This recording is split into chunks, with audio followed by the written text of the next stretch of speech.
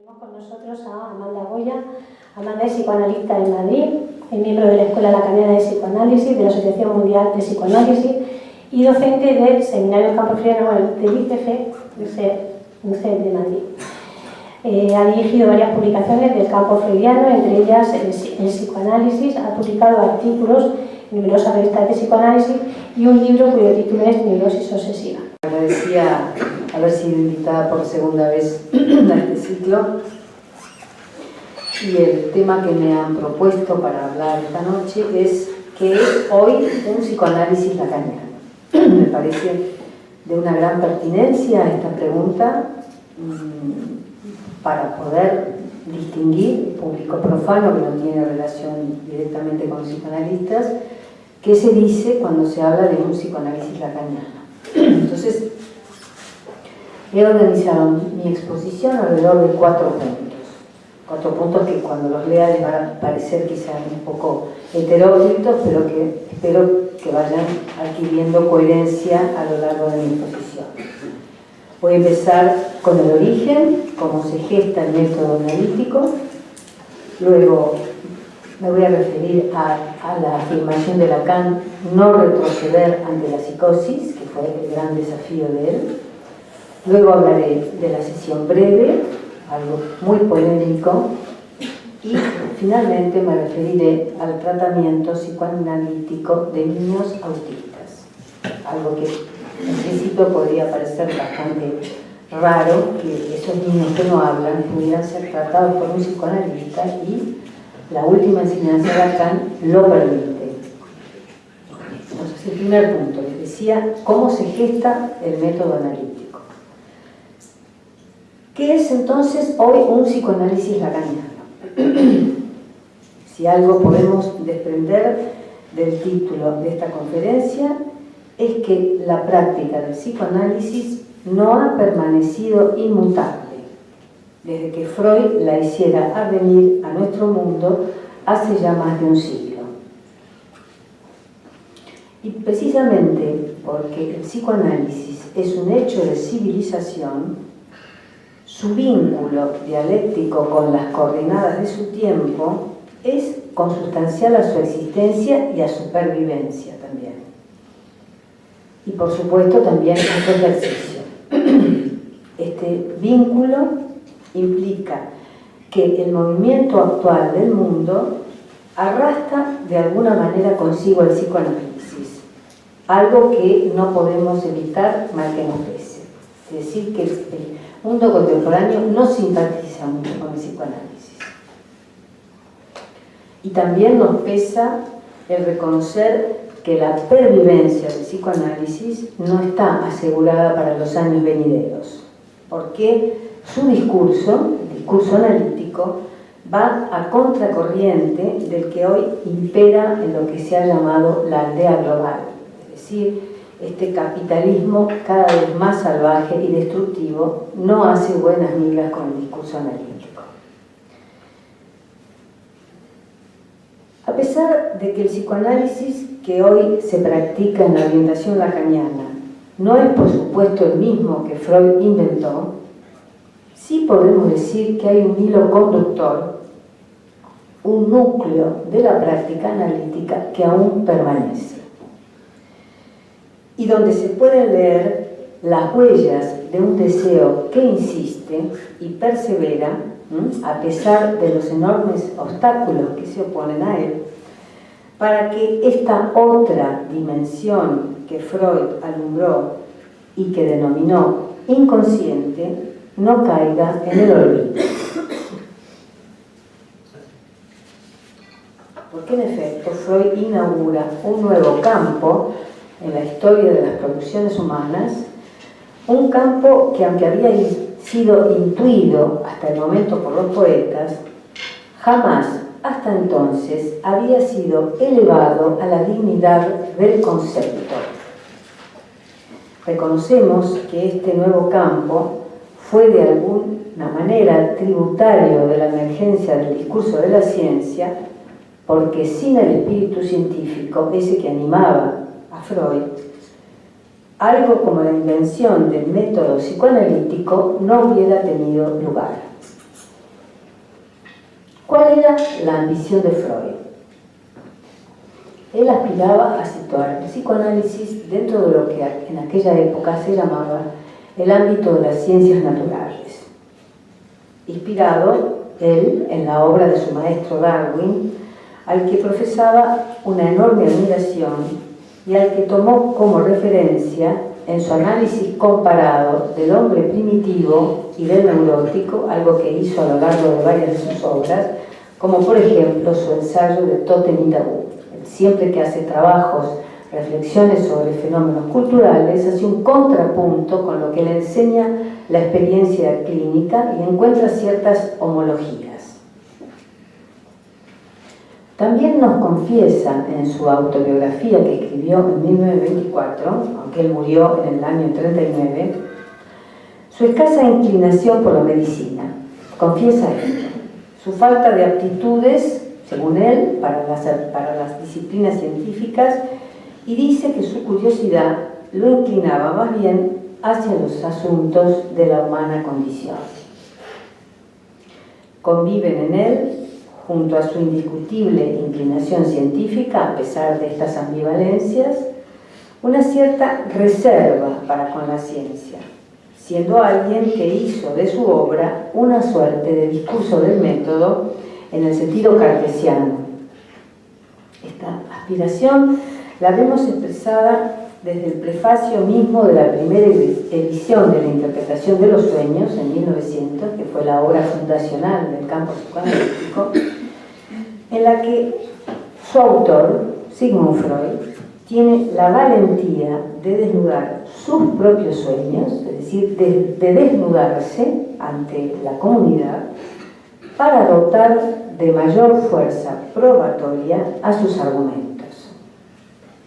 Su objetivo era presentar su análisis del sueño, en primer lugar, como el paradigma de la vida psíquica inconsciente, para luego poder comprender las fobias, las obsesiones y los delirios, con el propósito de ejercer sobre estos síntomas un posible influjo terapéutico. Este era el objetivo que tenía Freud en su investigación, poder ayudar a la gente.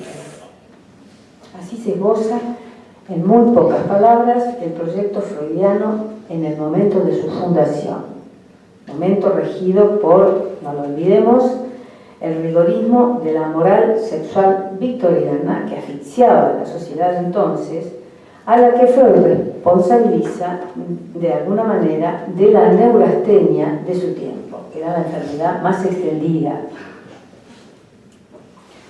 Así pues, ya desde este momento inaugural podemos percibir que la constitución del sujeto y su acceso al orden sexual suponen su dimensión de ser hablante.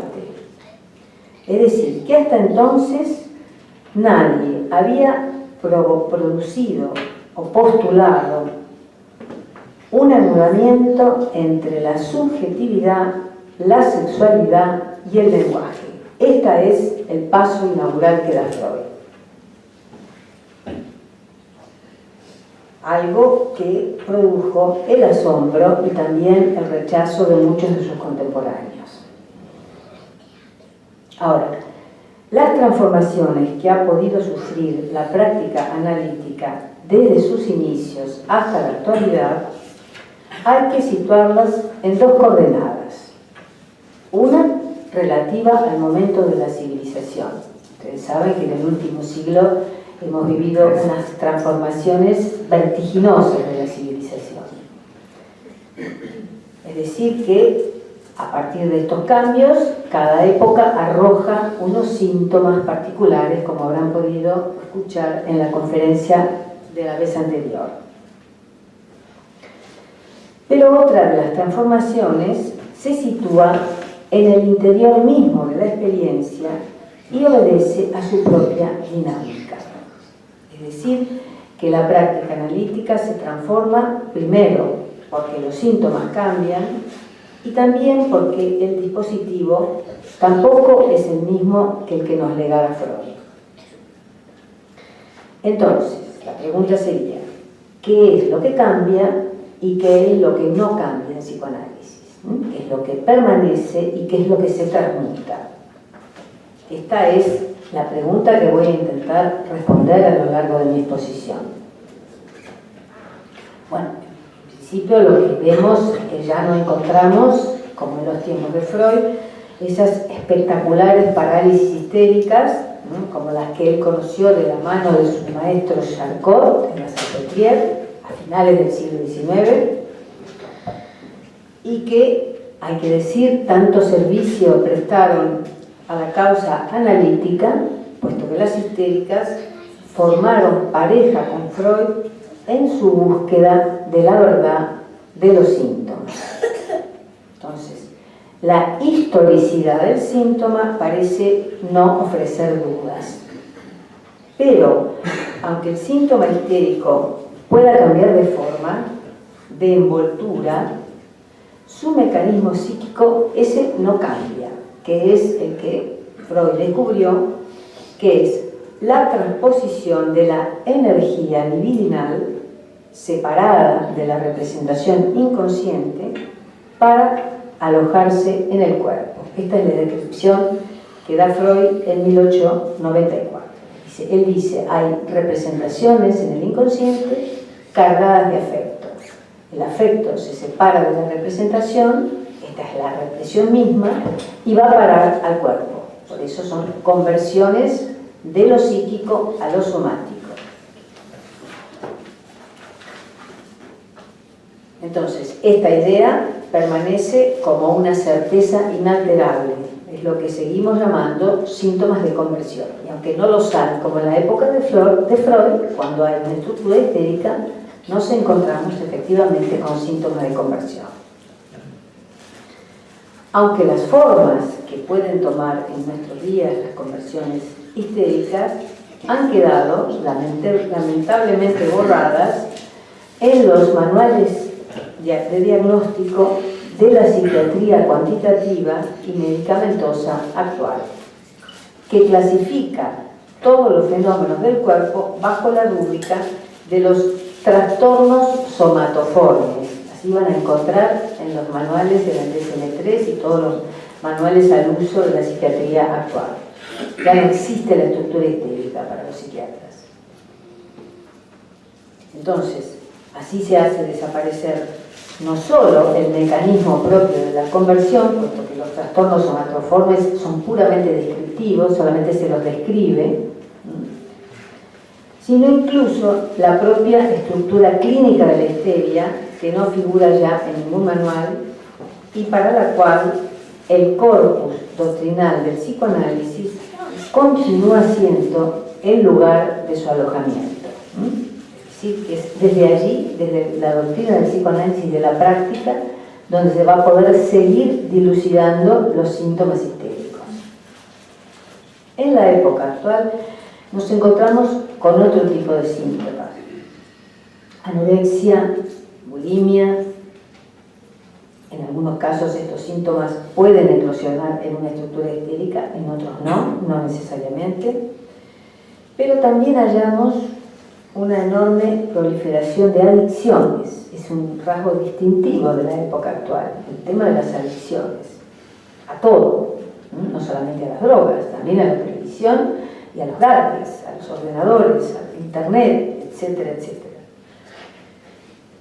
Hoy nos encontramos entonces con las adicciones y por supuesto también con las formas clásicas de la psicosis, esquizofrenia, paranoia y melancolía, son las formas clásicas que nosotros seguimos recogiendo como tales, y otras formas menos clásicas que en el campo freudiano llamamos psicosis ordinarias.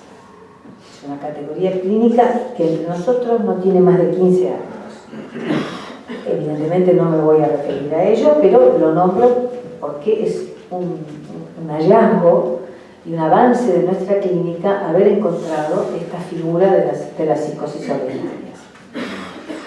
Bueno, entonces, ¿de dónde partió Freud y a dónde llegamos nosotros?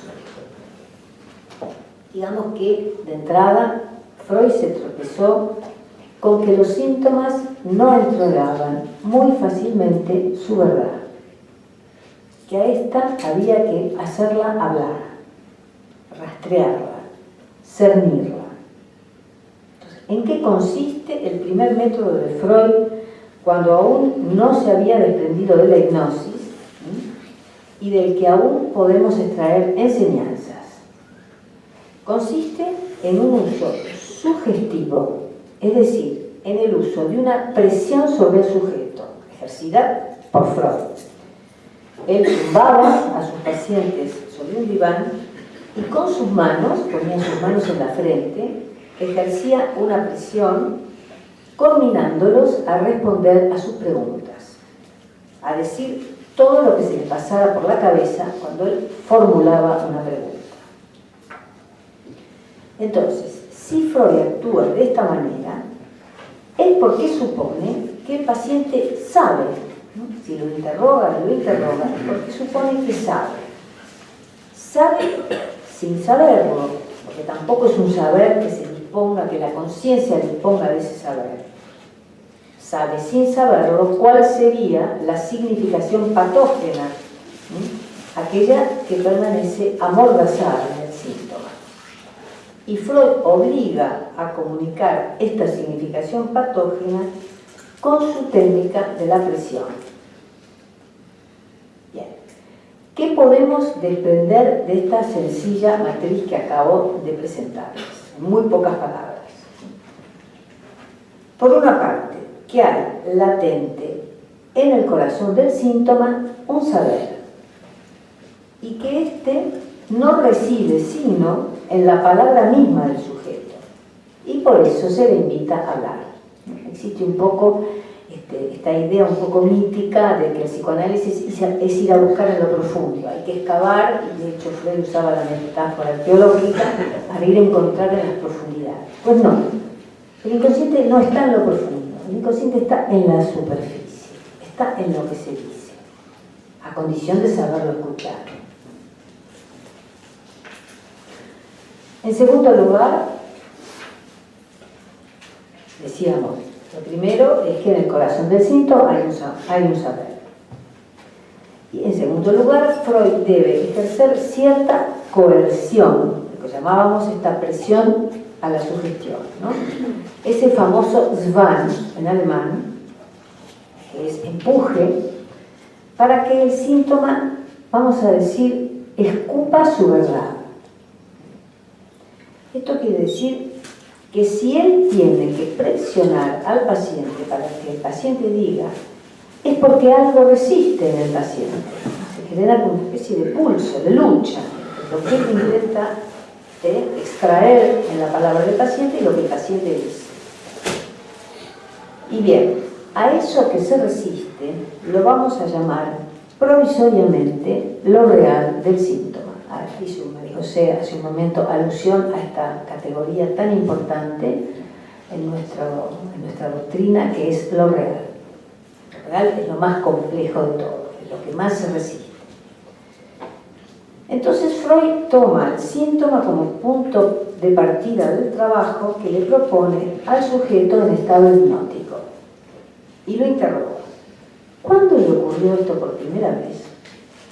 Aquí, si se fijan, no es una pregunta inocente, nosotros la seguimos haciendo esa pregunta, porque ya está presente la idea de que las palabras se van encadenando unas a otras hasta rozar el hecho traumático al que el sujeto ha respondido con un síntoma.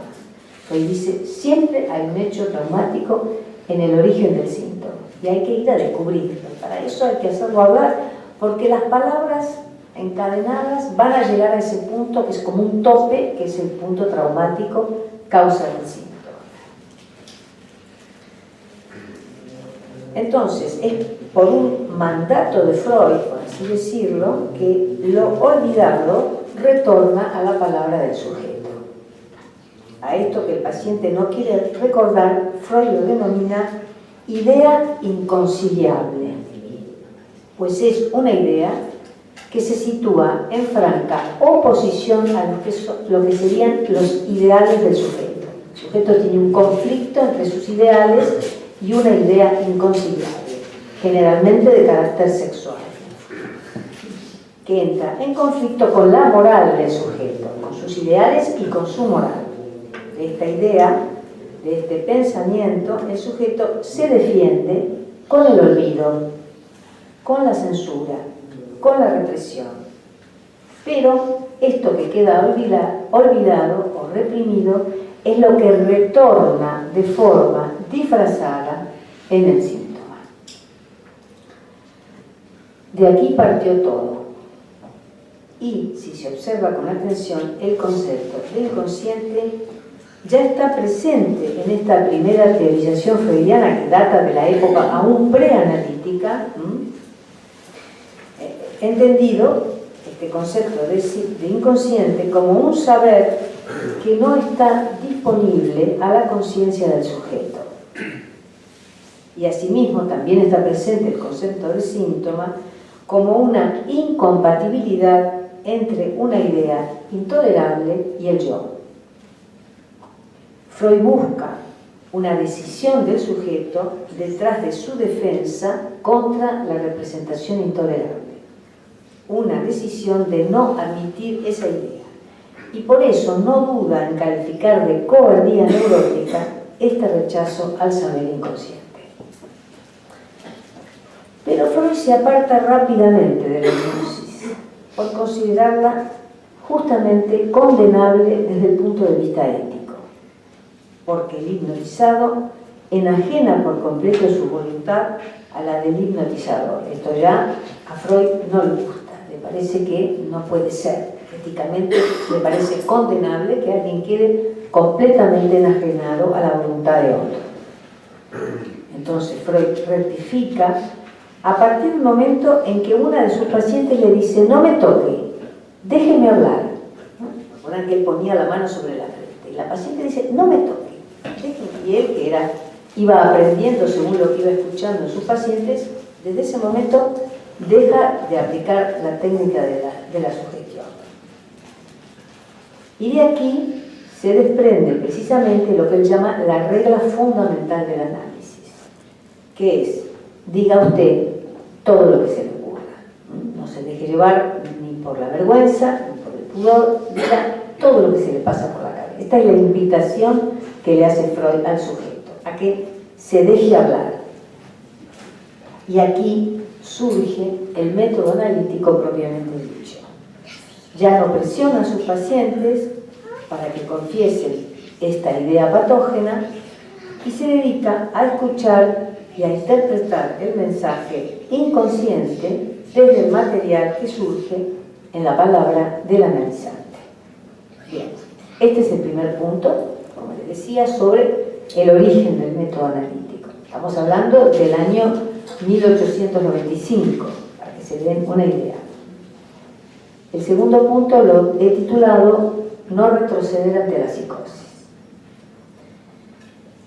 Este título tiene que ver con la pregunta: ¿qué nuevo surco abrió Jacques Lacan que no estaba en Freud? ¿Cuál es la especificidad de la operación lacaniana sobre los textos de Freud? Vamos a decir que el ingreso de Lacan al psicoanálisis fue de la mano de su tesis doctoral en el año 33 sobre la paranoia. Ya entonces él había leído a Freud.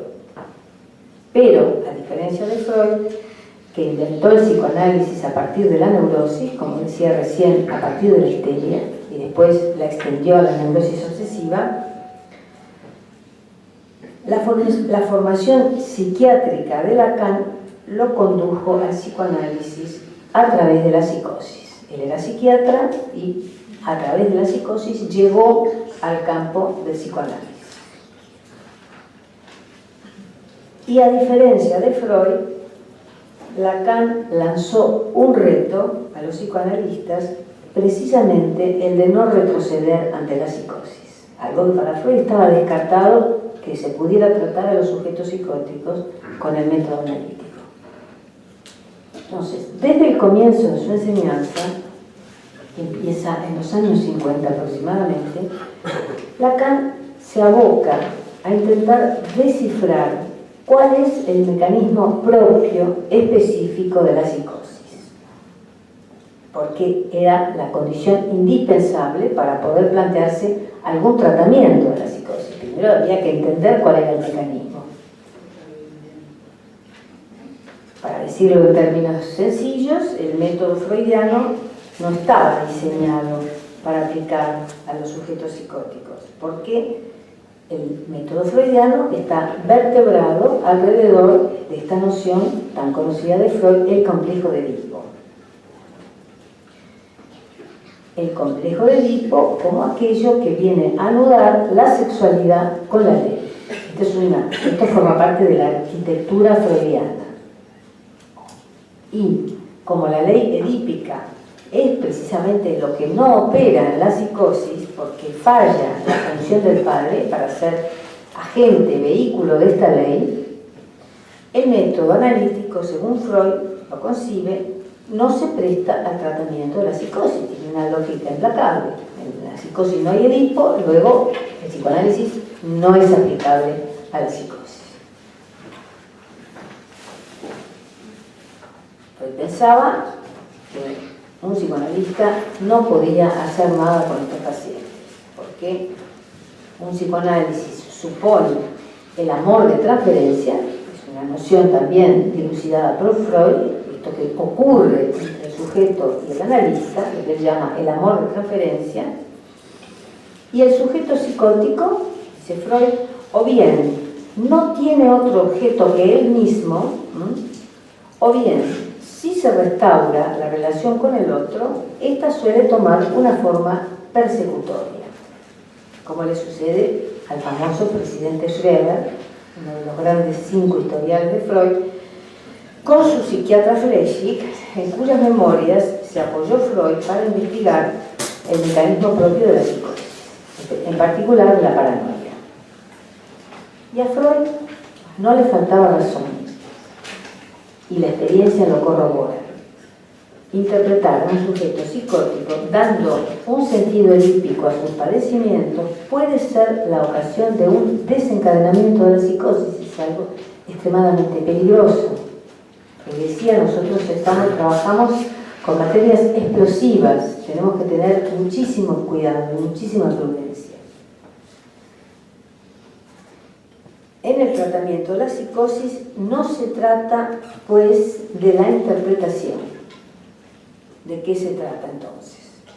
Lacan comienza por poner de relieve la relación del psicótico con el lenguaje. Un lenguaje que lo parasita, porque la psicosis no es el resultado de un déficit neurológico, como plantean la medicina organicista, sino que la psicosis es la respuesta a un defecto fundamental de la estructura del lenguaje en la que está sumergido el ser hablante. ¿Cómo definimos esa estructura? Decimos que la estructura es el efecto del lenguaje sobre el ser viviente que incide sobre su modo de gozar, es decir, que incide sobre su manera de encontrar las diversas satisfacciones que va encontrando en su existencia. Usamos el término goce, es un concepto lacaniano bastante complejo, que reúne de alguna manera la satisfacción con el dolor, para darles una pequeña pincelada. Son esas satisfacciones mortificantes que nos habitan. Entonces, ese viviente, por ingresar en el campo del lenguaje, lo que llamamos nosotros el campo del otro, pierde una parte esencial de su naturaleza y se convierte en un ser enfermo, vamos a decir. Entonces, ese goce del viviente es lo que la ley del padre va a regular en el caso de la neurosis, pero no ocurre lo mismo en la psicosis. La inoperancia de la función paterna, de esta función legisladora que tiene el padre en el complejo de Edipo, lo que recién nombrábamos como un defecto fundamental de la estructura, conlleva que el goce se presenta como un exceso, como algo caótico, desamarrado, desordenado, invasivo, confinando con lo insoportable. Normalmente nosotros soportamos una cota determinada de satisfacción.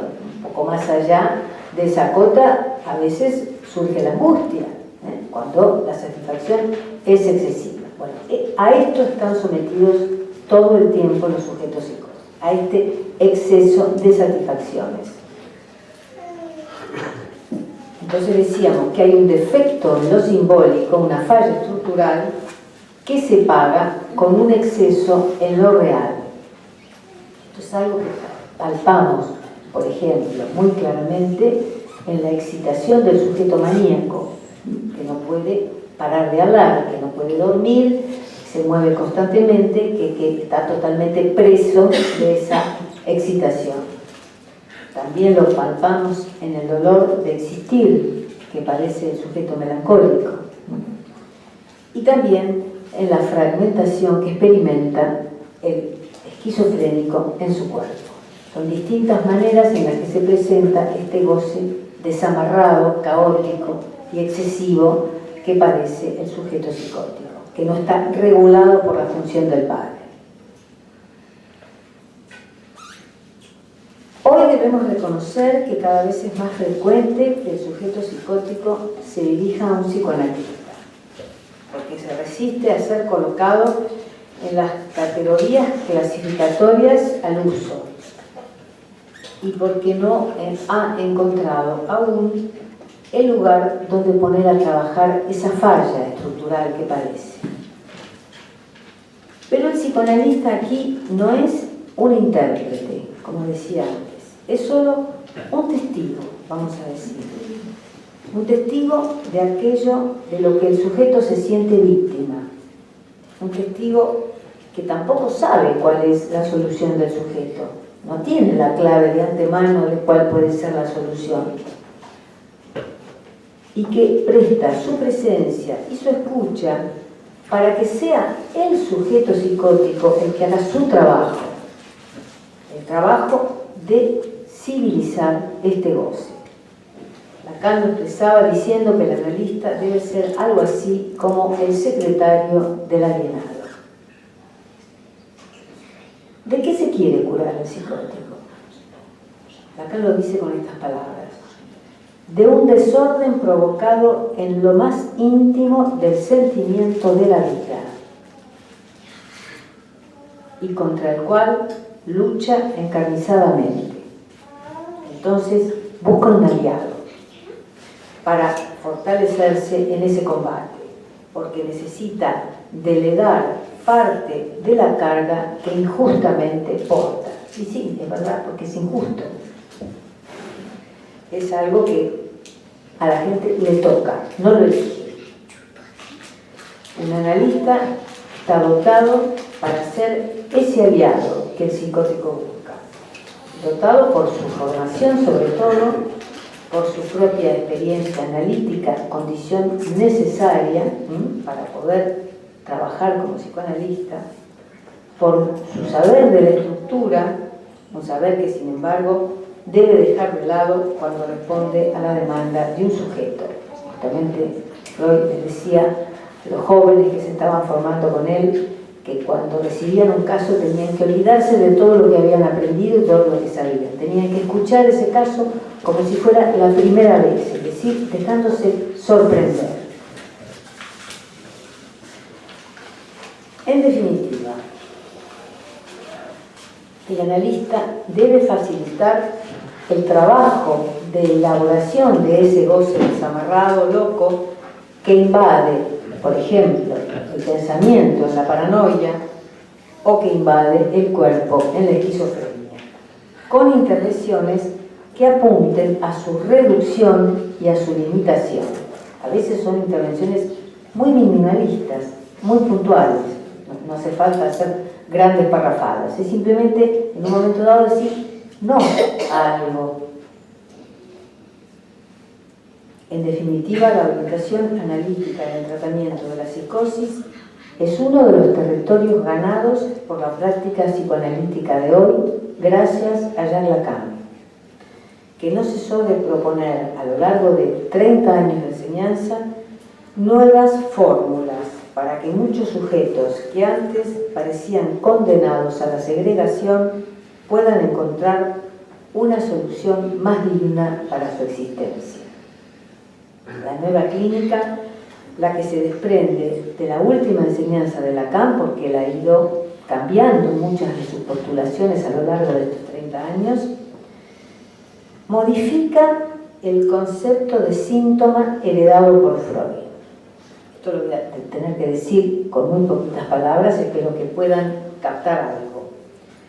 Vamos a decir, Lacan adopta la antigua grafía de la palabra síntoma, que lleva una H después de la T, lo que en francés se llama symptôme.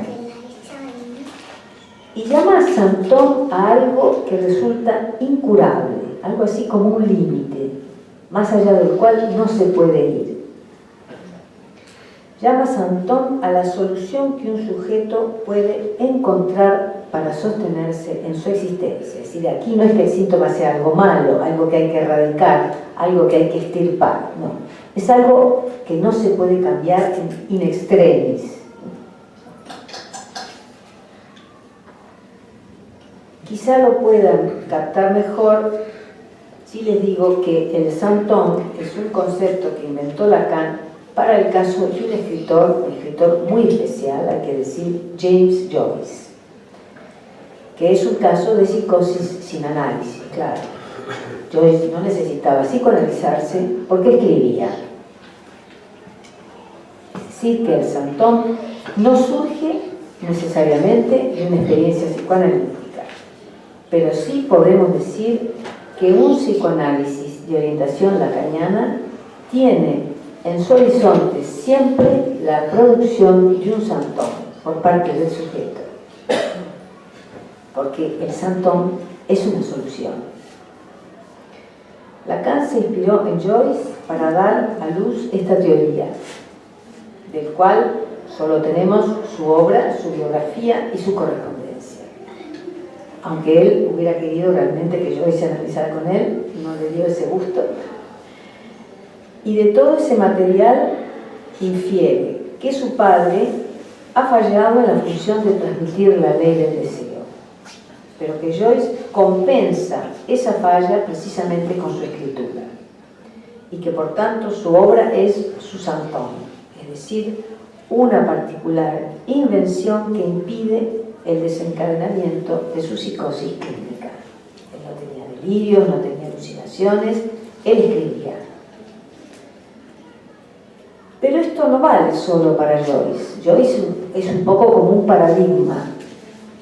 Permite inferir un saber que ilumina nuestra clínica, porque el symptôme designa precisamente lo más singular de cada uno. Cada uno tiene el suyo, propio y exclusivo. Esto cae por fuera de toda clasificación.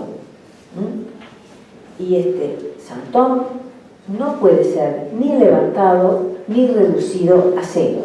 Se lo puede modificar, se lo puede mejorar, pero no se lo puede eliminar. Aquí se trata más bien de lo que podemos denominar arreglos.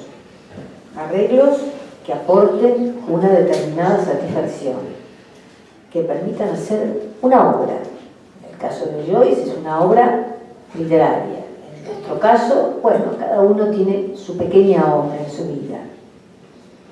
Es una perspectiva modesta, porque no se trata de alumbrar al hombre nuevo ni de un nuevo nacimiento. El symptôme no es la tierra prometida, es simplemente un ir mejor. Cuando se instala, cuando dura, pues bien, ya podemos considerar que es suficiente, que hemos hecho nuestro trabajo. Pienso en el caso de una paciente de estructura melancólica que hace muchos años que veo, que recibió malos tratos en la infancia por parte de su abuela, a la que estaba a su cuidado. Después de varios años de un duro y difícil y trabajoso periodo de su análisis, esta mujer pudo finalmente tener una pareja y tener una hija. Eso cambió por completo su vida y abrió la vía de Susan Tom, que se organiza alrededor de su dedicación docente al mundo de la infancia en una escuela para padres. Esta chica, después de haber sido maltratada por su abuela, encontró en el curso de su análisis cómo ser ella una persona que trata a los niños, que cuida a los niños, porque ella no es terapeuta, y a la vez cómo interviene en esta escuela para padres. Esto da un pleno sentido a su existencia, antes devastada por la psicosis melancólica. Bien, el tercer punto, quizá el más polémico, el que he llamado la sesión breve. Detengámonos un momento en lo que fue un auténtico salto cualitativo en la práctica analítica lacaniana, es decir, un cambio en la concepción del tiempo en psicoanálisis, porque Freud había inventado la sesión de 50 minutos, él citaba a los pacientes cada hora y se reservaba entre cada paciente 10 minutos para descansar. Y eso se adoptó así, la Asociación Internacional fundada por él adoptó este estándar hasta la actualidad. Entonces, Lacan revoluciona el concepto de tiempo, lo cual va a incidir directamente sobre el tema de lo que duran las sesiones. Se sabe que Lacan las hizo mucho más breves, que cuestionó el estándar de 50 minutos que había instaurado Freud. Lacan fue incluso expulsado de la Asociación Internacional, porque era un didacta enormemente reconocido y famoso dentro de la Asociación Psicoanalítica Internacional, y fue expulsado precisamente por esta innovación que él hizo sobre la duración de las sesiones, por haber convertido las sesiones en algo variable y breve. Porque la sesión lacaniana no se rige por el reloj, porque el tiempo del reloj se mide en unidades dispuestas de igual forma en un continuo homogéneo. La sesión lacaniana da lugar a otro tipo de tiempo que llamaremos subjetivo, que se mueve por aceleraciones, por ritmos, por puntuaciones, y que finalmente concluye con un corte, que es el momento en que el analista decide, porque esto es algo competencia del analista, cuando la sesión ha concluido. Para decirlo en pocas palabras, hay una dimensión del tiempo que es lineal, es el que pasa hacia el futuro, pero hay otra dimensión del tiempo que es la que llamamos el tiempo retroactivo, que se dirige al pasado desde el presente. ¿Cómo lo podemos ilustrar? Si observamos la manera en que se produce la significación cuando hablamos, cuando desarrollamos una frase, es el último tiempo de la frase el que va a dar el sentido retroactivo a la frase. Es decir, hasta que no termino la frase, el sentido no se abrocha, no se cierra. Es en el momento en que el sentido se cierra, cuando se concluye la frase, que el principio de la frase se le ve la dirección. Bueno, entonces, la sesión analítica se rige por este tiempo retroactivo. De suerte que cuando la palabra del sujeto surge en esa palabra un efecto de verdad, por ejemplo, o un punto de conclusión, es donde el corte de la sesión, en ese momento el analista dice, hasta aquí hemos llegado, y esto mismo, este corte, empuja al sujeto para avanzar hacia la dilucidación de la estructura inconsciente en la cual está atrapado. Es decir, está absolutamente probado que de esta manera el sujeto avanza mucho más rápido en la dilucidación de su inconsciente, ¿no? Cuando se trabaja con el tiempo de esta forma. El tiempo de una sesión, por tanto, no es cronológico, es un tiempo lógico, que responde a la estructura pulsátil del inconsciente. El inconsciente es como un pulso que se abre y se cierra. Cada tanto, cuando se abre, escupe una palabra. un lapsus, por ejemplo, una formación del inconsciente. O sea que el inconsciente se abre y se cierra. Este funcionamiento lógico del tiempo da cuenta asimismo de ciertas curas de corta duración, vamos a decir. Porque, aunque es verdad que un psicoanálisis llevado hasta su conclusión lógica suele durar mucho tiempo, y en ello estamos sobre todo comprometidas las personas que nos dedicamos a esta labor, hay curas, vamos a decir, cortas o de mediana duración, en las que el sujeto decide, por ejemplo, detener el proceso por haber obtenido suficientes efectos terapéuticos en su vida, habiendo reconocido que el psicoanálisis no promete la felicidad. Así pues, la detención o conclusión de una cura siempre depende de la decisión del sujeto. Entonces observamos que el análisis progresa por ciclos, tampoco es lineal el análisis. Ciclos que concluyen por un cambio de posición del sujeto. Es decir, cuando encontramos un cambio de posición del sujeto, decimos aquí ha habido un cambio de ciclo. Porque lo que se produce es lo que Lacan llama la rectificación subjetiva. ¿Qué es una rectificación subjetiva? ¿A qué llamamos rectificación subjetiva?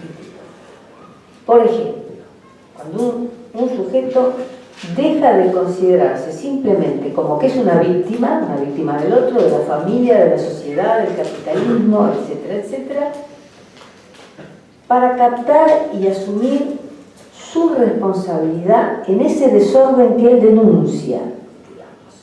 Es decir, cuando abandona lo que Hegel denominaba la postura del alma bella, es decir, la postura de poner en el otro la causa exclusiva de sus males sin interrogarse por su implicación en los mismos. Es decir, cuando el sujeto reconoce que él está implicado en aquello de lo que sufre, decimos que hay una rectificación subjetiva, que ya la culpa no está necesariamente en el otro. Bien, llegamos al último punto, el que llamé el tratamiento psicoanalítico de niños autistas. Si tienen un poquito de paciencia, ya lo saben. Si hablamos de la clínica psicoanalítica de hoy, desde mi punto de vista, no podemos omitir al tratamiento de niños autistas, algo que en las últimas décadas ha crecido de forma exponencial. La cantidad de sujetos autistas cada vez es mayor y no hay verdaderamente una explicación de por qué esta especie de crecimiento tan impresionante. En los comienzos de los años 70 hubo un psicoanalista italiano llamado Antonio Di Ciaccia que descubrió algo fundamental que alumbró una nueva manera de tratar al niño autista, en consonancia con los principios del psicoanálisis. Di Ciaccia era un hombre que se había analizado con Jacques Lacan.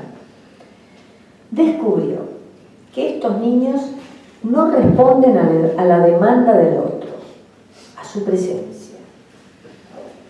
Están como totalmente al margen del otro. Si el otro les habla, no responden, no miran, no parece que el otro tuviera ningún tipo de incidencia sobre ellos. No responden entonces a su presencia, sino que responden, y siempre muy sutilmente, de forma casi imperceptible, responden a su ausencia. A partir de este hecho inventó lo que se denomina la práctica entre varios, una aplicación del psicoanálisis a la estructura clínica del niño autista y psicótico. Ya les voy a explicar en pocas palabras qué quiere decir la práctica entre varios. Y para eso voy a leer un pequeño pasaje de un texto escrito por un colega nuestro que se llama José Ramón Ubieto, que tiene mucha experiencia con niños autistas. Leo lo que él dice. Dice: contrariamente a lo que nos parece, los autistas no están solos. Están rodeados de una presencia que perciben como peligrosa, intrusiva, que pone en juego su vida y de la que quieren, por tanto, alejarse. Es decir, que el otro es para el autista alguien amenazante siempre. Es por esto que nos ignoran y rehuyen nuestra mirada y no contestan a nuestras palabras. No es que no puedan entendernos por tener un déficit cognitivo, como es lo que se dice ahora de los autistas. Es que están angustiados por nuestra presencia y con lo que podemos querer para ellos. Intenciones que no pueden interpretar porque les falta la clave básica del lenguaje humano. Nuestras palabras, por bien intencionadas que sean, tienen para ellos un peso excesivo y las viven peligrosamente. Por eso, sus objetos son preciosos como instrumentos para protegerse de la angustia. Es decir, que ellos no hablan, no responden, pero siempre suelen tener algún objeto que les llama la atención. Desde un papel, una cajita, una puerta que se abre y se cierra, eso es, en cada caso, es algo especial. Entonces, estos objetos son preciosos para ellos porque son como una especie de escudo protector contra la angustia. Con ello animan su cuerpo procurándose una satisfacción y finalmente establecer un vínculo con el otro cuando esto ocurre. Por eso el analista con el niño autista está siempre muy atento a cuál es ese objeto y de qué manera muy sutilmente puede aproximarse al niño a través del objeto. Utilizan cualquier cosa que esté a su alcance. Juguetes, objetos cotidianos, su propio cuerpo, el de los compañeros o el de los adultos. Necesitan pegarse a ese objeto para que les sirva de borde, como un límite que evita la fuga de las sensaciones que experimentan. Ese trabajo de invención, que es propio de cada niño, que ellos hacen, puede favorecerse con nuestra ayuda, dice José Ramón Ubieto. Para ello debemos acompañarles en su progreso sin tratar de domesticarles, como si fueran seres deficitarios sin recursos potenciales. Es mejor entonces estar al lado que enfrente, para decirles solo aquello que pueden escuchar. A mí me encantó esta frase de José Ramón, por eso la traje. Me parece que en muy poquitas palabras hace un dibujo realmente de lo que es un niño autista y de lo que se puede hacer con un niño autista. Cuando en los años 70 Lacan decía que nosotros no los entendemos porque ellos no nos entienden, nos hacía saber que ellos también están situados en el lenguaje, pero no en el discurso, porque el suyo es un lenguaje puramente autorreferencial, dado que el discurso, ella lo llamaba hacer un lugar al sujeto y triangular para hacer pasar la palabra y la ley. Dice, F en una ocasión pone la música muy alta. Uno de los operadores se acerca y le dice, a mí también me gusta la música alta. Llega otro operador y le dice al anterior, hay que bajar la música, no se la puede tener tan alta porque el ayuntamiento no lo permite y nos puede cerrar la antena. Es el lugar tercero, el ayuntamiento. Se inicia un debate para ver qué se puede hacer. El chico quiere poner la música alta, insiste. Bueno, propone otro operador, se puede escribir una carta solicitando que el tema se revise en la próxima reunión del ayuntamiento. Esto permite bajar la música con el consentimiento de F, vale decir, evitando que se dispare. Bueno, ya para terminar, más allá de los cambios que sin duda se han operado en el ejercicio de la práctica analítica en el transcurso del siglo XX y de lo que hemos pasado del siglo XXI,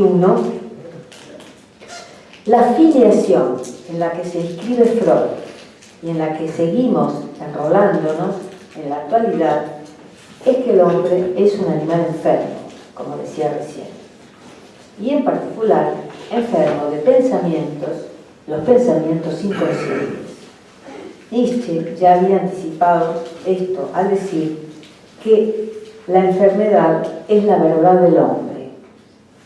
En lo que a nosotros concierne, diríamos más bien que el síntoma es la verdad del hombre y que asimismo no hay sujeto sin síntoma. Todo sujeto porta un síntoma. La enfermedad del hombre no es un accidente, señala Jacques Millard, le es intrínseca, forma parte de su ser, de su esencia, de suerte que no hay quien pueda estar en plena armonía con su naturaleza, pues en cada uno se cava una falla, de cualquier modo que se la designe, una falla debido al hecho de ser hablante. Y por esta razón, nada de lo que hacemos es natural.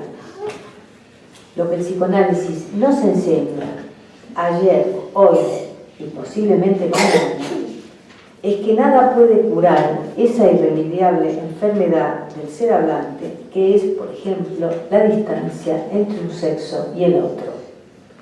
Que cada uno se encuentra separado de lo que se querría que fuese su complemento, si no las parejas no se llevarían tan mal. Que el goce no está programado para la especie humana y que la manera en que se ordena la economía del goce para cada uno depende del azar, de la contingencia de los encuentros. Esto es, en esencia, lo escandaloso del descubrimiento freudiano ayornado por Lacan.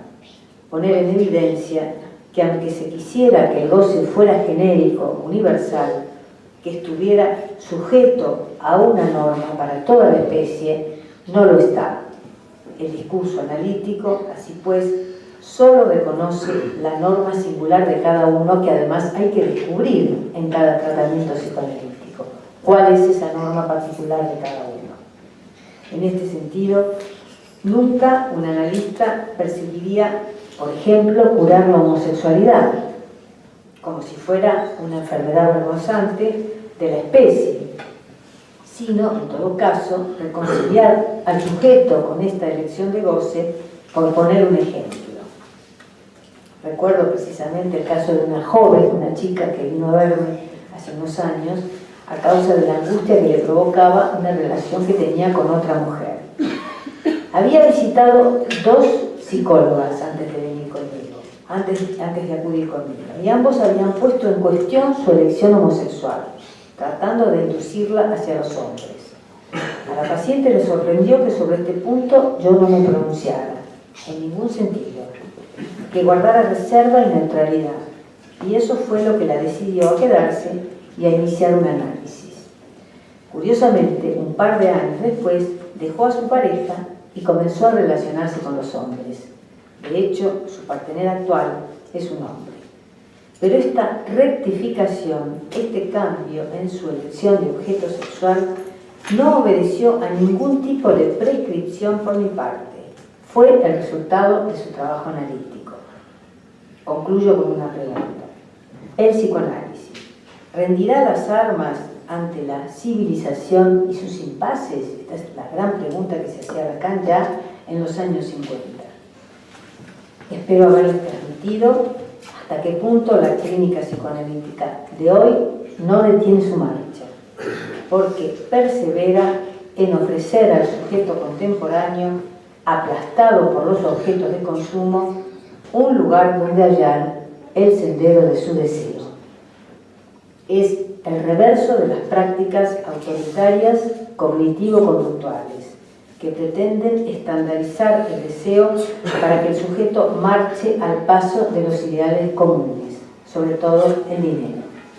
El psicoanálisis representa el derecho a rebelarse contra esa estandarización, el derecho a la singularidad.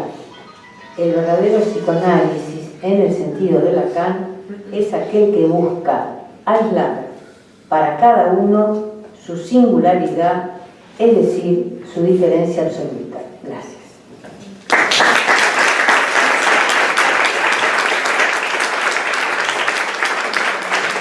Pues tenemos un cuarto de hora, ¿no? Un cuarto de hora, algo así, para preguntar, hacer comentarios.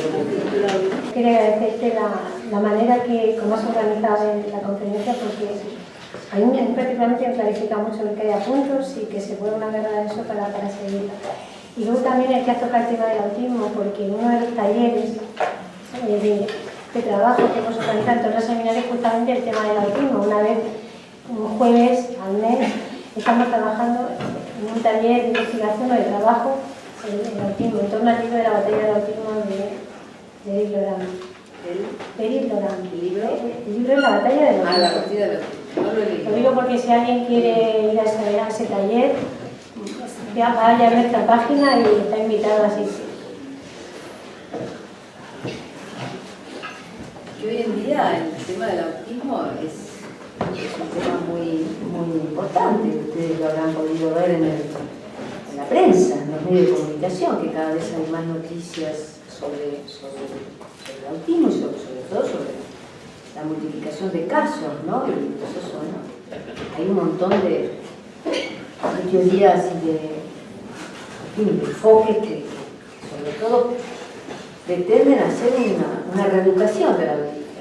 O sea, el autista no entra en los parámetros de los supuestamente normales, entonces lo que hay que hacer, padece de un déficit, como tiene un déficit, lo que hay que hacer es compensar ese déficit con una suerte de reeducación.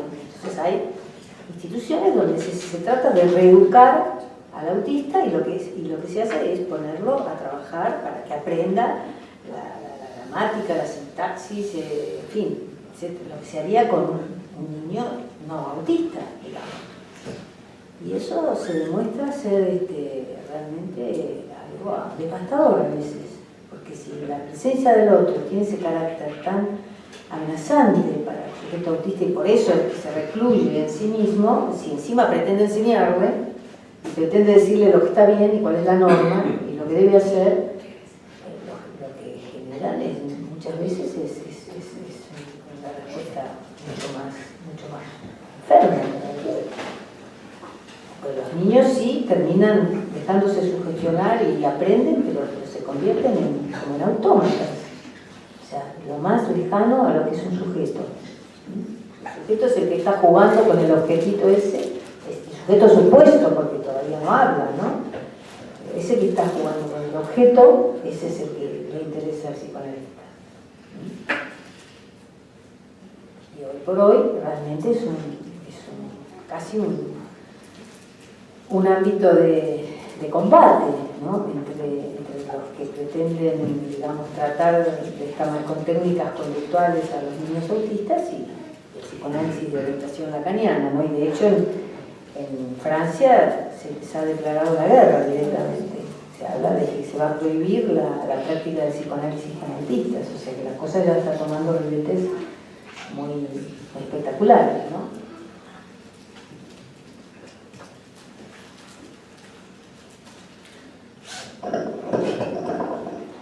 Bueno, algo que quizá pueda recordar a la época freudiana pueda ser ahora mismo, respecto a la histeria, la fibromialgia, ¿no? Que es un significante donde genera bastante angustia porque no se sabe muy bien, ¿no? Desde lo orgánico no hay un saber decir sobre eso, ¿no? Y hay que se podría comentar sobre eso. Sí, es uno de los síntomas de los que se habla mucho y parece que cada vez hay más casos de la llamada fibromialgia. Hay también muchas especulaciones sobre cuál es la causa. Hay un libro muy interesante de un colega nuestro, que hoy en día es el presidente de la escuela lacaniana, que es precisamente sobre la fibromialgia, y él va dando las distintas abordaje que se hace desde la medicina y después el abordaje que se hace del psicoanálisis. Evidentemente, los casos de mejor pronóstico, los llamados casos de fibromialgia con mejor pronóstico, son los casos en donde se deduce que se trata de sujetos histéricos. ¿Por qué? Porque el síntoma histérico se trata con la palabra y se levanta con la palabra, si está bien orientada la palabra, evidentemente. Entonces son los casos de mejor pronóstico.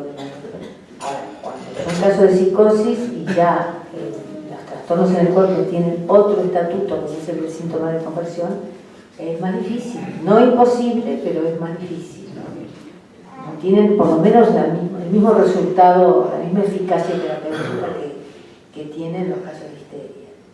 Ese libro realmente os lo recomiendo porque él hace todo un barrido de lo que es todo lo que se ha escrito y lo que se dice, y después da como puntos muy importantes respecto de la orientación psicoanalítica para el tratamiento de los llamados casos de fibromialgia, que siempre son cada caso un sujeto. Hay que ver para ese sujeto qué es la fibromialgia, qué estatuto tiene. No se puede hacer el libro se llama fibromialgia, bueno, no recuerdo exactamente, de Santiago Castellano. ¿Esa enfermedad deriva de la cabeza o no lo entiendo? ¿Perdón? ¿Esa enfermedad es que deriva de la cabeza o que no entiendo yo? Es que hay distintas maneras de abordar la enfermedad. O sea, desde el psicoanálisis, lo primero que hace un psicoanalista cuando alguien se presenta diciendo padezco de fibromialgia es escuchar a esa persona y ver en esa persona qué carácter tiene esa supuesta fibromialgia, ¿no? Y buscar en la dirección de lo que esa persona dice. Primero, para ver, por ejemplo, si se trata o no de un sujeto histérico. Entonces, si se trata de un sujeto histérico, ya se despeja mucho más el camino para el tratamiento. Hay que ver, eso hay que buscarlo en cada caso.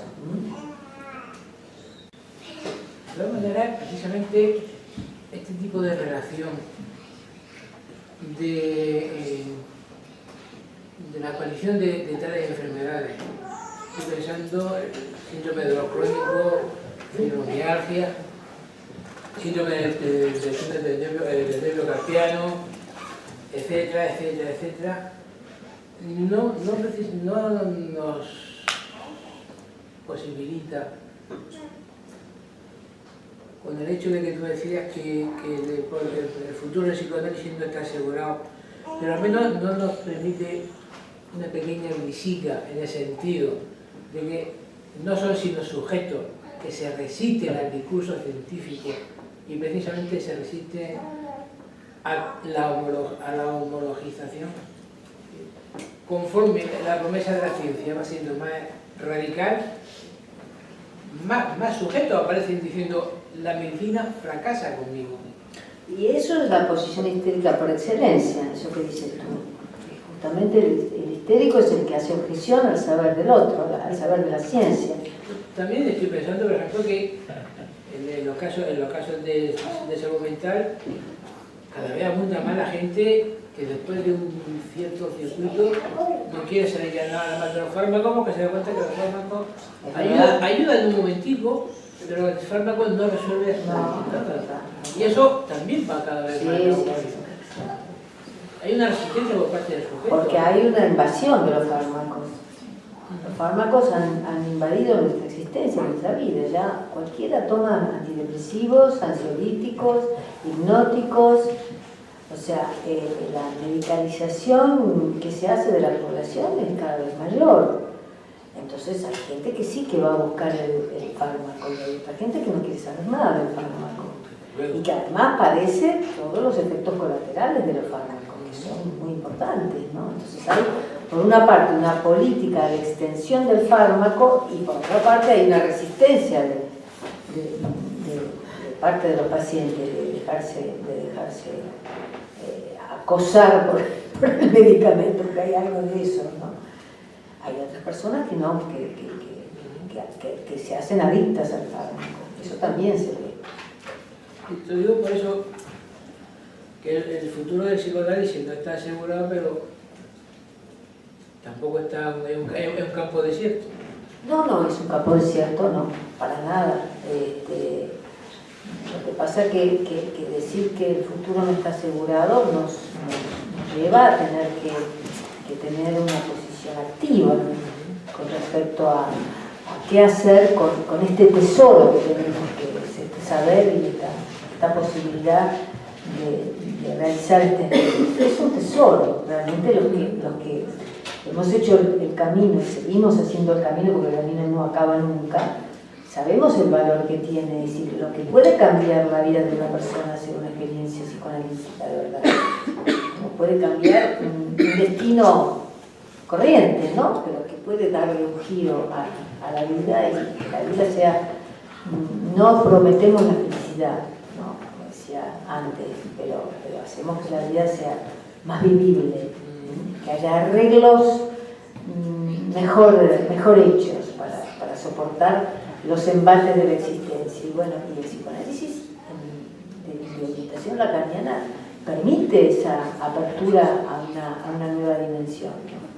Entonces, bueno, pero hay que poder decirlo, poder transmitirlo, poder producir olas, como decía Lacan, ¿no? Para que la gente se entere de que esto existe y de que esto es algo que tiene mucho valor y que para llegar a producirse como tal se necesitaron 2000 años de historia y de cultura, es decir, desde los griegos. De hecho, los griegos son una de las fuentes más importantes en la enseñanza de Lacan, ¿no? De Aristóteles, Platón, Heráclito, etcétera, etcétera.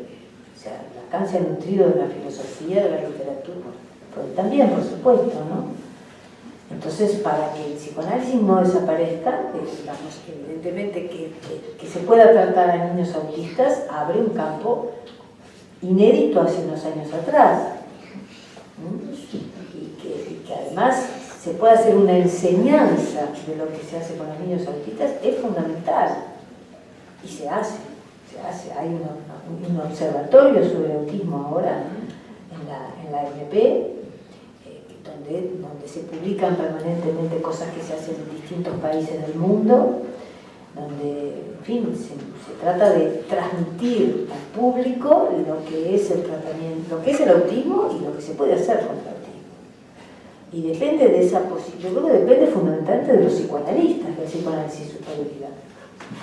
Porque si se quedan encerraditos en su despacho viendo pacientes y nada más, pues será, bueno, como Lacan dice, o triunfa la religión, cuando decía no estoy muy seguro que va a pasar por el futuro del psicoanálisis, decía va a triunfar la religión.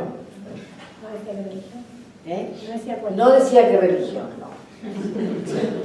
Él decía que la verdadera era la religión católica. La verdadera religión es la católica.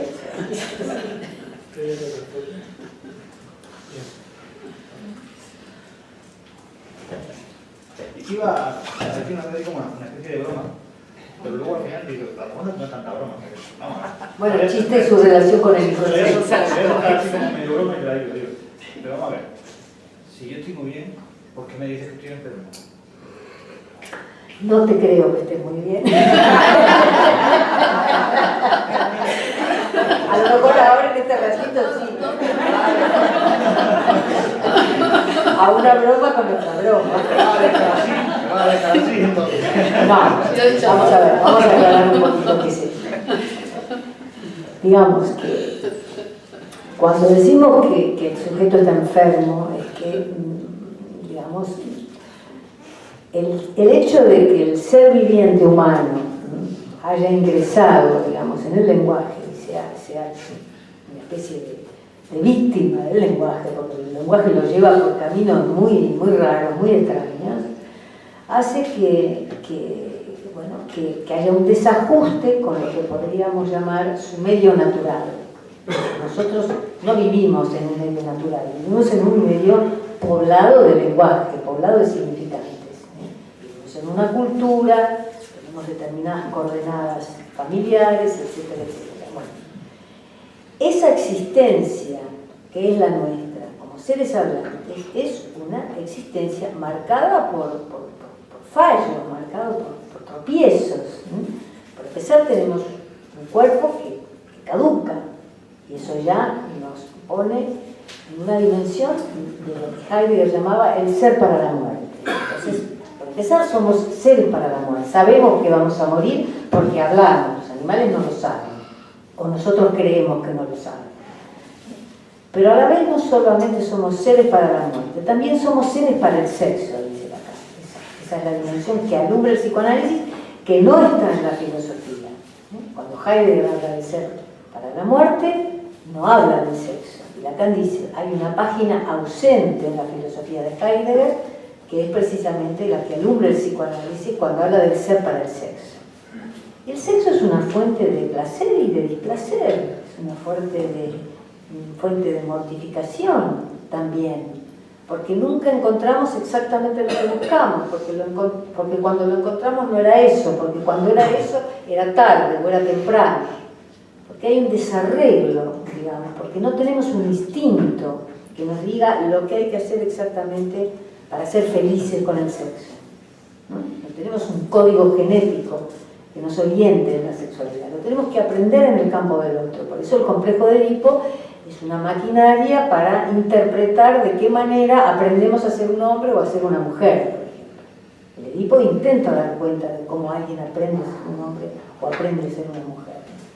Pero todo se tiene que aprender, estamos un poquitito defectuosos al respecto a los animales, porque el instinto no nos acude para auxiliarnos.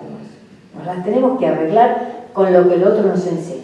Y a veces tenemos la suerte, desde mi punto de vista, de cruzarnos con un psicoanalista que nos ayuda un poquito más a que ese camino no sea tan tortuoso.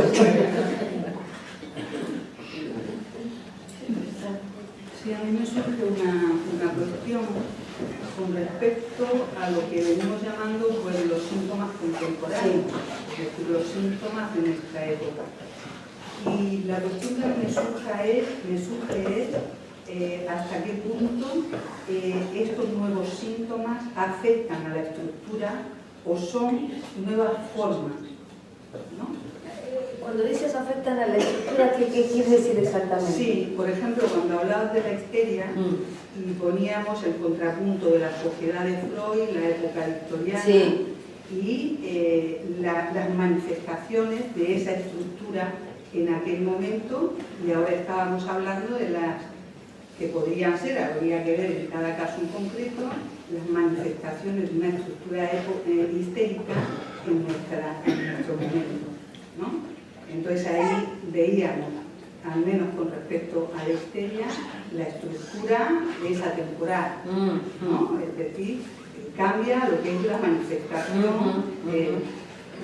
Pero a mí me estaba surgiendo esa pregunta, me estaba surgiendo la pregunta de si podríamos decir que al final de cuentas con todo esto que tanto hablamos y tanto planteamos con respecto al momento actual, a la sociedad, al mundo contemporáneo, a la cuestión de la función paterna, a la cuestión del nombre del padre, a la cuestión de esto que hace, que anuda, ¿no?, en la estructura.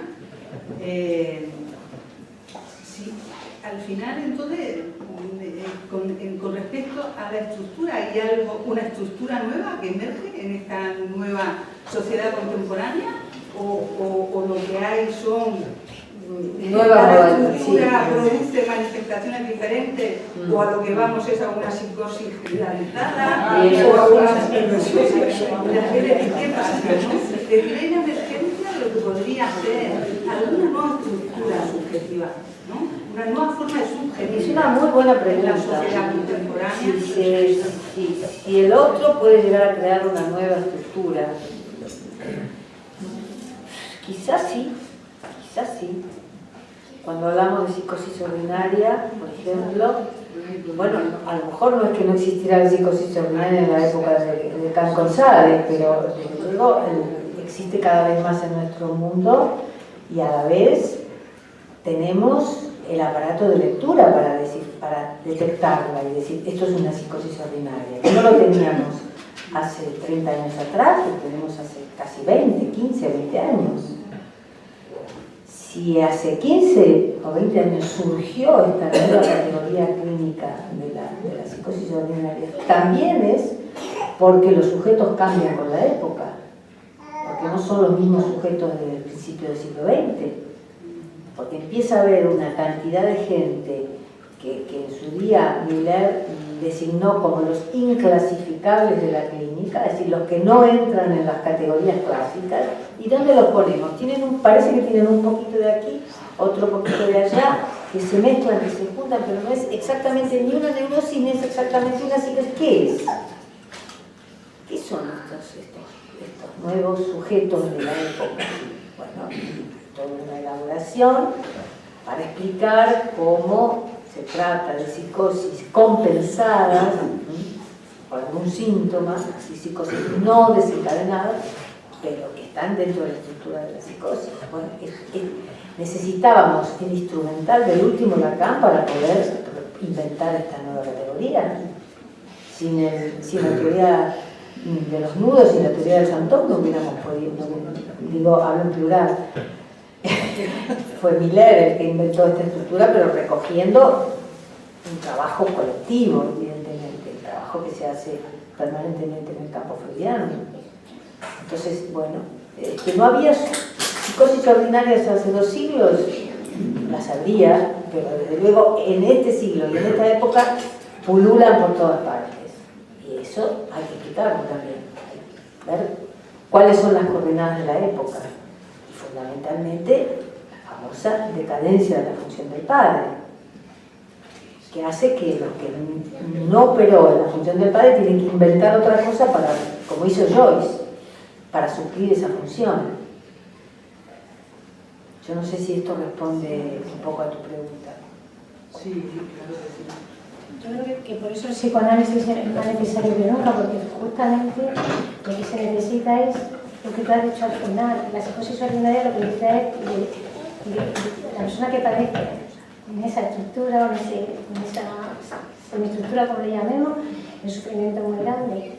Y solo la singularidad le permite salir de ahí y aferrarse a su singularidad, a su diferencia. Y justamente esto es lo que le dedica el psicoanálisis, esto es lo que produce el psicoanálisis, frente a la uniformización que se genera desde otras terapias o desde el mismo impulso de la sociedad, a generar todo uniforme, todo bajo los mismos parámetros, porque de alguna forma la ciencia opera como una religión en el tiempo actual, que uniformice, quitarse el sentido, el psicoanálisis sigue siendo necesario.